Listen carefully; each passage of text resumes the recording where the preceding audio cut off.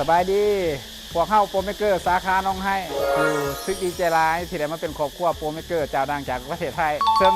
เฮาได้ใส่บริการหลายแบรนด์หลายเจ้าซึ่งบ่มีหันไหนถูกใจซึ่งเฮาได้ประทับใจโปรเมเกอร์ได้มาสอนพวกเฮาหมดทุกอย่างให้ได้มาตรฐานอันเดียวกันกับทางสาขากรุงเทพเพิ่นซึ่งหานเฮาได้ล้างโดยน้ำประปาหานอื่นทั่วไปจะล้างโดยน้ำบาดาลซึ่งเฮ็ดให้รถเฮานี่จะเป็นขาบเหลืองบางคันจะเป็นขาบขาวข้อดีของการน้ำประปานี่มันจะเฮ็ดให้บ่มีขาบและถ้าคนหักรถหรือคนที่ติดฟิล์มกันห้อยจะบ่เฮ็ดให้รถเหลืองค่าที่เขามาใส่บริการหานเฮาทุกครั้งให้ลูกค้าทุกคนได้มั่นใจเลยว่าหานเฮาได้แยกผ้าทุกสีทุกส่วน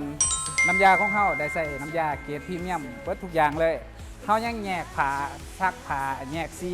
แล้วแต่ละสีจะแยกเป็นแต่ละส่วนของในรถแล้วหานเฮายัง QC ทุกครั้งก่อนส่งมอบรถให้ลูกค้า